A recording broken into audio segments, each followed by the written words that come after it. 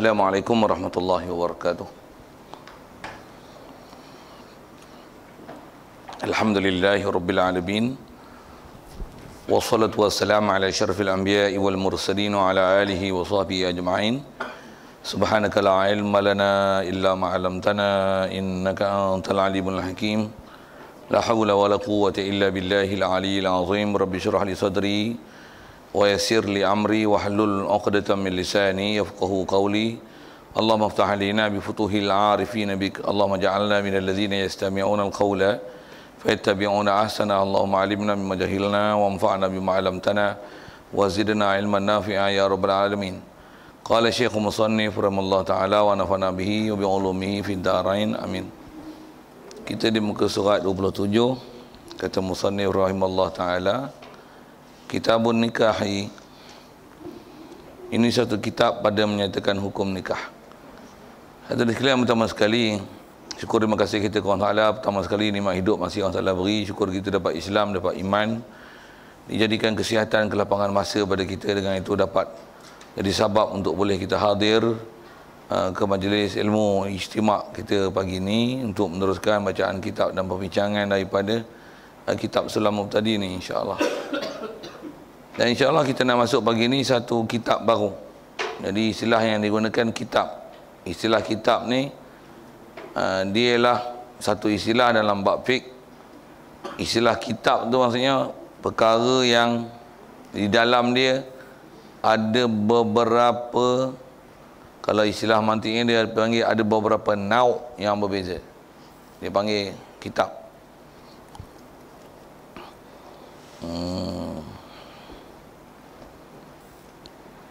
Istilah dalam kitab ni kalau bila disebut kitab, maksudnya di dalam dia ada beberapa, kalau gunakan saya guna pasal tu, ada beberapa pasal yang bermacam-macam. Setiap sesuatu perbincangan yang ada pasal bermacam-macam, himpunan pasal daripada jenis yang sama tu dipanggil kitab. Setelah itu kita jumpa bab wasiat, bab atau pesaka, peraid, siapa fardu, siapa asobah. Semua tu dibuat dengan satu kitab. Pasal permasalahannya permasalahan bab mati, ada yang bab wasiat dalam bab pesaka, maka diistilahkan tu satu kitab. Jadi yang tu dipanggil kitabul faraid wal wasaya. Yang ni kitabun nikah, maksudnya pasal-pasal beberapa perkara dengan dia tentang hukum tu sendiri. Nanti ada istilah bab memandang, bab syarat rukun dia untuk sah nikah, lepas tu bab wali, lepas tu masalah cerai, rujuk, zihar, ilak, semua perkara yang berkaitan dengan bab tu, sampai bab akhir sekali bab hadanah, bab nak mengasuh anak jika berlaku perceraian dan sebagainya. Siapa yang hak mengasuh dan bagaimana peraturan syarak dalam menyelesaikannya. Isu itu juga kalau ada isu nafkah, pertuduhan suami isteri, hak-hak milik atau benda dan sebagainya, hak tu semua tu diceraikan dengan pasal-pasal-pasal. Semua himpunan pasal dalam bab munakahat dibubuh dalam kitab, satu kitab. Jadi istilah kitab ni ialah satu tajuk untuk menghimpunkan beberapa pasal yang mempunyai nau' yang sama. Yang tu kot bahasa-bahasa istilah ilmunya macam tu lah. Kerana pun tak ada pakai je kitab nikah sudah. Tapi belajar macam tu dia tak istilah tak tajam lah apa masuk kitab. Contoh Quran sebut macam ni, Alif Lam Mim zalikal kitab. Maksudnya apa maksud kitab? Kitab tu memang Quran. Jadi Quran adalah kitab. Apa maksud? Dia ialah kitab. Maksudnya di dalam dia ada pasal yang banyak-banyak. Walau tu dia bukan nau' tapi jins yang berbeza. Kau nak cerita bab apa? Bab ketuhanan, kau nak cerita bab sembahyang, kau nak cerita bab zakat, kau nak cerita bab apa? Bab alam semesta, nak cerita bab embryologi, nak cerita masalah kejadian bukit, langit, bumi, hujan. Kau nak cerita bab apa? Bab akhirat, bab sejarah umat dahulu, apa yang akan datang, apa yang sedang berlaku. Bahasa gitu senang. Selepas mati apa jadi, satu. Semua bab ada. Tu yang dia ialah kitab. Kalau dalam surah Bayyinah tu, munfakin hatta ta'tiyakumul bayyinah rasulun minallahi yatsluna kitabam mutahharah fiha yaslu fiha kutubun qayyimah. Dalam dia ada kutub-kutub yang qayyimah.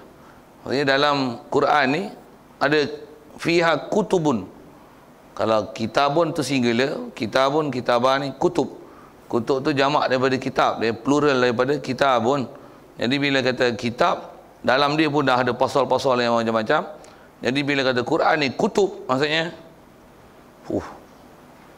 maksudnya dia bukan saja satu bab ilmu yang dalam dia ada cabangan-cabangan ilmu dari yang sejenis, tapi dalam dia ada berjenis-jenis ilmu dalam berbagai skop perbincangan. Macam itulah sikit ambil ke bahasa istilah kitab tu. Jadi bila sebut kitab nikah, maksudnya dia dalam dia ada pasal-pasal yang berkaitan dengan bab munakahat. Baik, ini satu kitab pada menyatakan hukum nikah. Kalau ambil bahasa sikit dulu, nikah ni apa? Asal mana nakah ni kalau bahasa dengan mana dhamma wa jamaah, himpun kumpul. Cuma dah diistilahkan dalam syarak pasal datang je Quran, datang je Islam, masa tu datang je Nabi SAW, dia mengubahkan struktur bahasa Arab. Pasal asal makna nakah ni himpun kumpul, tapi dah jadi satu istilah berhimpun suami isteri dengan rukun syarat yang tertentu, dengan akad yang tertentu, dengan syarat yang tertentu. Yang tu kot lebih kurang sekali lalu takrif nikah, barulah dipanggil nikah. Jadi kita nak bicara tentulah tentang kata nikah ni dengan mana seorang lelaki dan perempuan yang tak ada hubungan mahram, yang diijab kabulkan dengan akad tertentu, dengan beberapa rukun syarat yang tertentu. Yang tu kot sekali lalu, itulah nikah yang kita nak masukkan nanti, insya-Allah. Jadi kitab kita nak bicara bab itu. Baik, pertama sekali dia nak kata bermula bernikah sunat. Baik, dia nak sebut hukum dulu. Bahasa mudah kita bernikah ni kahwin lah. Jadi kalau saya tak panjangkan syarah pun, itulah maksud yang kita nak sebut dengan nikah di sini. Jadi bernikah ni sunat. Maksudnya menjalinkan hubungan, menambatkan seorang perempuan kepada seorang lelaki dengan ikatan suami isteri. Itulah nikah yang dimasukkan di sini dengan rukun syarat tertentu. Dia adalah sunat. Dialah sunat. Bila sunat maksudnya buat berpahala, meninggalkannya taklah berdosa. Dan disebut sunat ni, ini adalah hukum asal. Bahkan boleh sebut dengan, boleh baca begini, bernikah adalah sunnah. Pasal dia ada istilah sunnah dan sunat kan. Kalau sunnah adalah istilah ikut apa perbuatan Nabi SAW. Nikah dia adalah sunnah dan asal hukum nikah adalah sunat. Jadi kalau istilah sunat, dia dah jadi istilah fiqh. Ya ulama yang reka istilah itu dan mensabitkan itu sebagai hukum dengan apa yang telah berlaku pada Rasulullah kan. Rasulullah memang bernikah, memang istilahnya sunnah pasal perbuatan Rasulullah. Cuma apa hukum bernikah itu sendiri, hukum asal bernikah adalah sunat. Dengan mana bernikah ni satu urusan yang buat berpahala, meninggalkannya taklah berdosa. Tu pun sebut hukum asal. Macam mana pun, bila hukum sunat, bila tidak ada perkara nanti yang menyebabkan jadi wajib, maka dia akan kembali pada hukum asal. Nikah adalah hukum sunat. Siap? Situ. Jadi bernikah sunat. Dan tak disebut sunat ni untuk siapa yang ada hukum sunat. Pasal nak kira menikah, orang dah menikah pun nak menikah lagi. Sorry lah bahasa itu kan. Orang dah menikah pun nak menikah lagi. Tapi adakah hukum tu dapat sunat? Tengok. Pertama, sunat bagi orang berkehendak. Kehendak semua ada kehendak lagi, betul? Walaupun mesti ada yang lama, betul? Tak faham sudah. Okay. Pertama mestilah untuk ada hukum sunat bagi orang yang berkehendak kepadanya nikah. Seperti antara istilah kehendak ni ada keinginan. Tengok tu nak. Tengok ni nak, tapi kalau nak layan kira kehendak ni pening juga pasal semua nak. Tengok ni nak, tengok ni nak, tengok ni nak. Macam mana pun itu syarat pertama untuk ada hukum sunat. Lepas tu ada syarat lain. Nanti dulu. Jangan bagi berhenti dekat tu. Kalau balik lah tu saya sesat lah tu. Tak habis lagi. Dia sunat bagi orang ada kehendak lagi dan syarat ada belanja. Ada belanja. Ada ke duit nak menyara ya? Belanja pun dia akan sebut apa dia belanja ni. Macam mana pun umum bahasa mesti ada belanja. Jadi tu yang kalau kata budak muda tak kahwin lagi, memang nak lah. Belanja dia lah. Belanja tu lah. Ilmu macam mana? Ilmu pun satu sudut. Cuma atas bab fiqah, bab ilmu kalau tak ada pun pergi cari. Macam mana pun dah hendak ilmu tak ada macam mana? Sekurang-kurangnya ilmu untuk menikah tu, nak bagi sah nikah. Lepas tu apa selepas tu tanggungjawab. Pasal ilmu ni dia benda yang boleh dikutip, dan kalau diabaikan dia akan hilang. Dia akan istilah gitu kan. Dia macam cari harta. Jadi hang kena carilah. Macam mana pun untuk status nikah tu sendiri, untuk boleh ada hukum sunat tu, keinginan ada, lepas tu belanja, bagi cukup. Kalau tak cukup belanja, yang ni yang Rasulullah pernah isyaratkan, dia kata ya ma'syaras syabab, man istata'a minkumul ba'ata falyatazawwaj.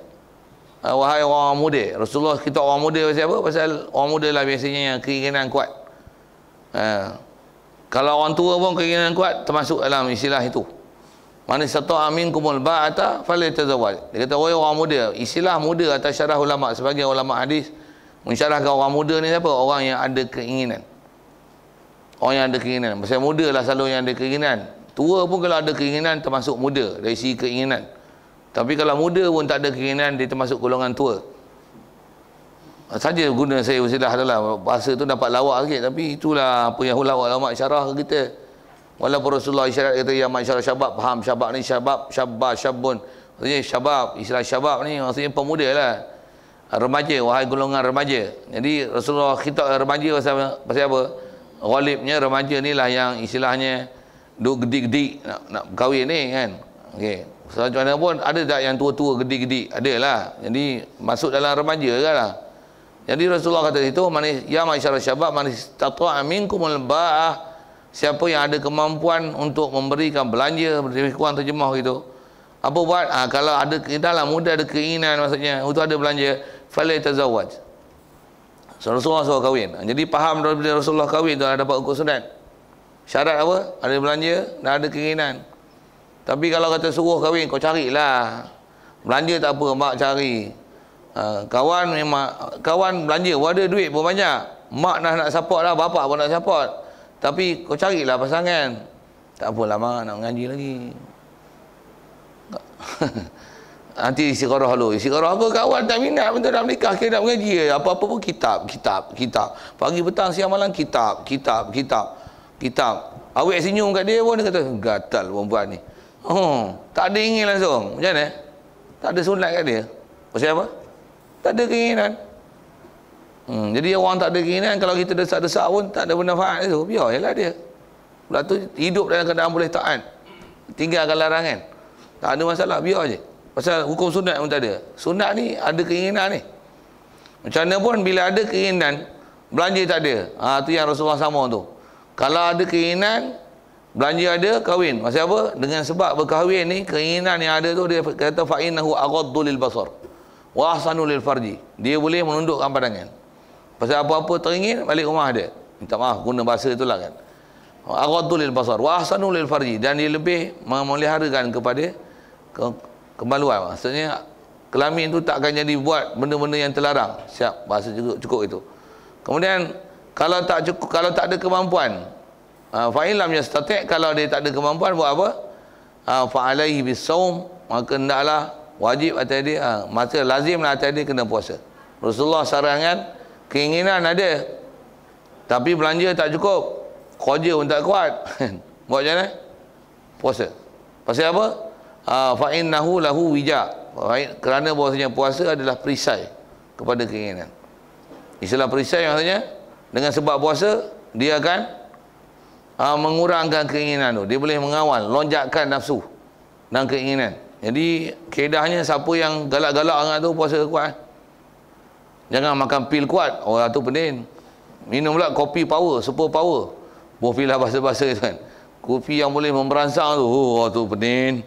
Ada bini pun pening lagi. Sama bini cuti lah, pening. Sikit, sorry sangat saya guna bahasa-bahasa itu. Tu yang ada mampu. Satu. Itu yang akan ada nanti. Ada keizinan dalam syarak. Satu tak pada. Tambah pula isteri satu ni dengan lelahnya, dengan mengahnya, lagi demam je. Macam mana? Suami power macam mana? Keinginan ada, belanja pun ada. Macam mana? Ambil spare part satu lagi. Pasal apa? Boleh. Syarak tak ada masalah. Walaupun sebut tu agak sensitif sikit lah kan. Bagi mereka yang tak faham syarak, apa ustaz ni gatal ni awal-awal lagi dah sebut benda tu. Lah, hukum ada. Tiang bila siapa tak ada keinginan, diam tu dah lah, relax lah, buatlah warak kau. Orang yang memang ada keinginan, kadang 4 pun bini duk pening lagi, siapa tak support, suami seorang. Suami seorang tu tawah 4 tak padang ni. Tapi itu dah maksimum tu, 5 tak boleh, gila. Tak boleh. Dah 4 pun tak support juga dengan isteri yang ada 4-4 tu. Mungkin tersilap pilih kot. Hak ni mengah, hak ni lelah, hak ni demam, hak ni apa, hak ni leput. Mana nak support? Buat macam mana? Puasa lah kau. Puasa lah. Sikit lah bahasa-bahasa gitu. Pasal kita nak sebut tahu hukum. Asal hukum nikah tu adalah sunat. Jadi sunat ke siapa? Siapa ada keinginan, tak ada belanja. Okey, selesai. Jadi kalau tak ada belanja, dah sebut sambil-sambil tu. Maksudnya kalau ada keinginan, tak ada belanja, maka tak ada sunat puasa, bahkan ada makruh. Puasa pula silap. Tak ada sunatnya menikah, bahkan disuruh puasa. Kalau menikah juga, sedangkan belanja tak ada. Macam mana? Nanti takut-takut nanti dengan sebab belanja tak ada, akan menjerumuskan dia buat benda haram. Dia siapa? Nak makan, nak minum. Antara benda haram kalau zaman lah ni apa? Duit tak ada, nak menikah, buat macam mana? Pergi bank lah. Bila bank hutang 10,000, bayar 15,000, tak jadi bengong.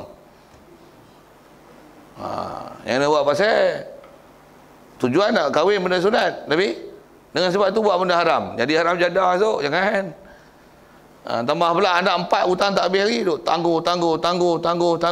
Walaupun dia bagi peruntukan macam tu, habis peruntukan bukan beri, hutang. Kalau dia bagi macam beri langsam itu, ambil 10,000. Ambil, saya pun ambil lagi tu. Kalau ada lah, tak ada tu sendiri carilah, sendiri ingat lah. Nak cerita apa ni? Cerita belanja.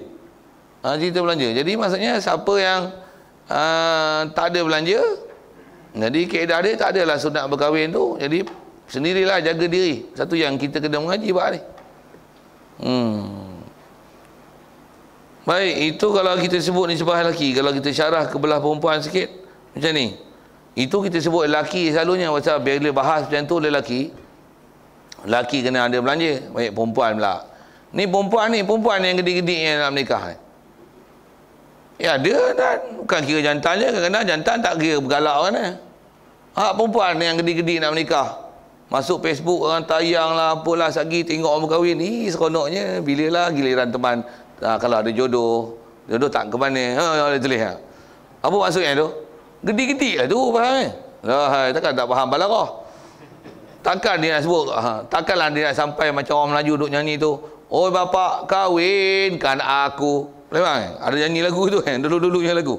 Takkanlah sampai terus tu. Macam mana pun kalau macam tu. Okey, sepatutnya belah lelaki yang ada keinginan dan ada belanja. Perempuan sepatutnya kalau disebab keinginan tu dan dia tak perlu belanja pasal dia yang kena belanja. Habis tu macam mana nak bagi dia nak kahwin sedangkan ada orang tak ada belanja. Macam mana?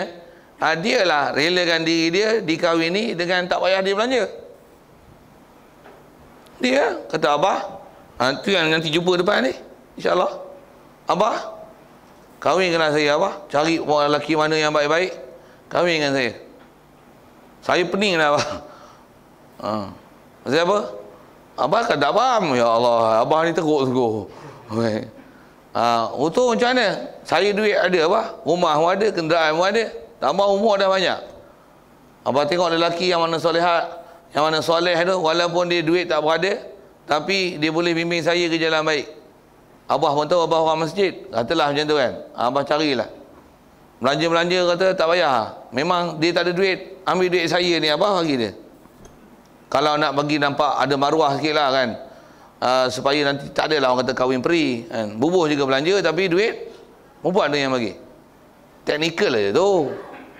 Supaya istilahnya cover up lah kan, supaya jangan down standard kan lelaki ni, nanti nampak low standard sangat kan. Jadi tu istilah teknikal. Tapi nak sebut apa? Nak sebut hukum. Pasal sepatutnya lelaki yang kena sara perempuan. Ni perempuan dia tak perlu sara, tapi siapa yang menyanggup menyara dia? Tambah pula profil tinggi, doktor, apa lagi? lecturer, hafiz, hafizah lah, hafizah. Betul pandai bahasa Arab, syarah pula. Siapa berani masuk? Hak Minang, lelaki, pekah tak lepas. Quran tak boleh baca. Pendapatan pun murah. Ada larat nak Minang ni. Muka, hidung tak mancung, pipi tersorong-sorong, esok malu tebal muka gitu ya. Istilahnya nak cari orang baik, awak punya kualiti macam mana? Habis tu, perempuan ni dah gede-gede nak macam mana? Beritahu awak tu. Nak sebut tentang hukum. Sifat lelaki macam ni, perempuan macam ni. Dua-dua kondisi kita faham. Satu kaedah dalam pekah pun, bapa dalam bab perempuan paling besar bapa lah. Dia kena ada sensitivity. Satu tengok anak umur 16, 17, itu peringkat-peringkat nak peralihan lah tu kan. 19, 20, dia tak ada orang Minang pun, tuan-tuan kena fikir lah siapa bakal suami dia. Siapa aku nak bagi menantu aku ni. Fikir, tengok keliling, tak ada orang dekat, orang jauh. Tak apa orang manji mana-mana, tengok budak-budak ni rajin masjid apa. Okey, kahwin kan. Bab duit tak ada dia boleh cari. Tapi bagi ada kebolehan ilmu dan taat. Tu cari lah. Dia taat lah. Biasanya orang ada faham, ada ilmu, ada faham, ada taat, ada iman, ada takwa. Dia ada tanggungjawab. Esok dia ada tanggungjawab. Kadang-kadang kalau yang nak ni, dia nak pasal masalah keinginan tu kan. Masalah keinginan. Yang ni kalau dia memang ada tanggungjawab, kadang-kadang dia pun kata, duit tak ada, tengok ni, tangkap tu istilahnya. Panggil nikah. Siapa kita kenal tu, tengok. Kalau ulama-ulama dulu semua macam tu kan. Macam kalau kita belajar bab hadis pun, memang Rasulullah ada isyarat dalam beberapa sabdaan dia tentang anak perempuan. Antara kaedah, antara benda yang disuruh, antaranya memang yang ni disuruh segera apa dia? Ada anak dara, perempuan, lepas tu tambah pula dah istilahnya dah besar, istilahnya mampu untuk dikahwinkan, ada lelaki yang munasabah dengan dia, macam mana? Kahwin kan? Jangan nanti lelaki tu Minang, kadang-kadang kawan tu nak Minang takut tak sanggup kan? Kahwin dengan dia, cadang dengan dia. Kita pun kadang nak cari menantu, kadang kita nak orang ni nak tunggu orang tu Minang, tak Minang pun. Pasal kadang mana nak tahu orang tu nak minat tak minat? Apa kita lah minat kat dia lah, kita lah tawar kat dia. Ada salah ke? Tak ada, syarat tak ada masalah. Macam mana kita ada rumah kita nak jual ke orang ataupun kita nak beli ke orang, sama ada beli ataupun jual, sama ada same thing. Cuma Melayu dia ada satu pepatah fobia sikit sebab tu. Jangan apa? Pandai pun. Ni lah orang Melayu. Kalau nak kira pergi cari timba, saya tak mari kat tuan-tuan lah kena mari kat saya. Betul? Betul macam mana? Pasal apa mencari adat ni? Takkan tuan-tuan nak pergi naik 3-4 bas pergi saya ke lalu. Saya lah main seorang, itulah munasabah. Jadi tak ada masalah pergi timba. Ni yang timba tak mau cedok kat pergi ni, yang ni yang nak second ni. Itu sambil-sambil lah kita sepak bak ilmu. Sama lah buat nikah kahwin. Dah tak ada pergi nak pergi cedok, tak ada cebok nak timba nak pergi cebok kat telaga macam mana? Telaga lah. Apa masalah? Tak ada masalah. Pula tu dibandingkan dengan perigi. Apa masalah? Tak perigi. Kalau perigi tu memang still tak boleh bergerak. Ini perigi boleh bergerak je. Tak ada masalah. Dia kadang-kadang ada benda yang mengkongkong pemikiran tu, dia tak bagi dengan tepat dengan hukum syarak. Kalau ikut tak ada masalah. Kalau kita tengok apa yang berlaku pada Rasulullah sendiri, Rasulullah macam mana? Orang dah minat tengok akhlak baik macam mana? Bagi perdagangan, bagi barang dagangan memang amanah gila macam mana? Memang bagus ya. Macam mana? Tapi dengan cara tu hormatlah. Taklah jual murah, jual diri murah-murah tu. Kalau kita ikut kisahnya memang dia sebutkan tu, pula tu dia jumpa pak menakan Nabi. Sejarah dia panjang tu, kalau saya nak sebut macam mana pun nak sebut. Apa yang berlaku tu adalah Siti Khadijah yang istilahnya mempelawa untuk biar Rasulullah jadi suami dia. Tak ada masalah. Tak ada masalah itu. Kalau ada orang kata itu berlaku sebelum Rasulullah jadi Nabi. Kaedah kita belajar bab kenabian, apa yang berlaku pada Nabi ini, walaupun sebelum dia jadi Nabi, itu adalah contoh ikutan yang baik. Bisa dia lah contoh ikutan yang baik. Dan di situ ada syariat, walaupun belum ada persyariatan. Pasal kita wajib iktikad Nabi Rasul mesti maksum. Takkan ada benda istilah dosa dan salah pada dia. Jadi apa benda dibuat sekalipun sebelum dia jadi Nabi Rasul, sebelum pun, walaupun sebelum datang pada syariat, datang syariat mengajar hukum hakam, tapi apa yang berlaku pada dia dia ada istilah benda yang boleh diambil faham dan ada penunjuk. Apa lagi yang sebut? Ada something yang Rasulullah isyarat di situ. Khusus kita bicara bab nikah tu, tang kata orang perempuan melamar orang lelaki untuk bersuami dengan dia. Tak ada masalah dalam bab fiqh. Tak ada masalah dalam bab agama kita. Dia istilahnya menganjurkan benda baik. Tak ada masalah. Sikit ke sana. Baik, balik pada asal kita. Orang lelaki kalau nisbah dia, sama ada tak kahwin lagi nak kahwin, ataupun dah kahwin dah nak tambah, keinginan memang ada. Belanja tu, semak belanja lah. Satu sikit kalau sebut dengan belanja yang telah disebut oleh pejabat agama sebagai syarat untuk ada double barrel bahasa macam tu lah kan. Maksudnya ada 2 isteri, pendapatan tak kurang daripada 4,000. Tambahlah ni minyak mahal lah, apa mahal, semua mahal kan. Duit pampers saya pun berapa dah. Kalau 1,000 macam mana? 3,500 pun paras bawah taraf kemiskinan lagi. Itu kira seorang isteri. Kalau 2, macam mana pun kalau 2 tu isteri sanggup cover. Saya tak kira lah. Saya janji ada suami, takkan saya nak membujang sampai tua. Mana saya boleh, pening saya. Saya pun tak zuriat juga. Takkan nanti saya umur 40 baru dapat anak seorang. Nanti tak ada anak saya besar, saya mati dulu, anak saya siapa nak jaga? Katalah dia fikir gitu kan. Kena fikir kat sama tu. Itu atas nisbah kita fikir sabar musabar lah. Apa kita dah sebut tadi adalah tentang belanja tu. Mesti ada belanja. Jadi kalau nak tambah satu lagi, tengoklah belanja. Poket tirih ke tabur duit tengah jalan. Tengok tu. Kalau tirih tu maksudnya tak ada duit. Istilah tabur tu penuh sangat. Sampai tak ada nak bubuh, tak boleh nak bubuh. Tabur tengah jalan. Tu daripada merapu je baik nikah seorang lagi. Keinginan pun ada. Daripada duk ngorat ke sana kemari, baik ambil dengan tanggungjawab ni isteri. Jaga dia elok, bagi nafkah yang elok, adil. Cuma ilmu hang mesti cukup. Pasal bila dah berkahwin, ilmu dia lain. Ilmu macam mana? Ilmu gilir, ilmu nafkah, hang kena tahu. Hang tak tahu tu nanti hang ahli akhirat sengit. Istilah sengit tu macam mana? Ada benda yang sepatutnya diberikan keadilan di situ, gilir misalnya, nafkah, tengok ada tak adil di situ. Tak adil siap bertanggungjawab lah itu. Itu yang kita kebanyakannya tak mengaji. Bila ada yang ada beristeri 2, bila dibuat benda yang tak betul tu, tak tepat dengan syarak, disebabkan kedangkalan ilmu dia, yang tu yang memburukkan reputasi. Bagi untuk orang lain pula menambah bilangan isteri lebih daripada 1. Satu kadang-kadang sampai dipandang serong lah. Nama ustaz tapi bini 3. Lah apa masalah? Ustaz bini 3, best, terbaik. Itu sepatutnya. Ini sampai masa-masa muka pula.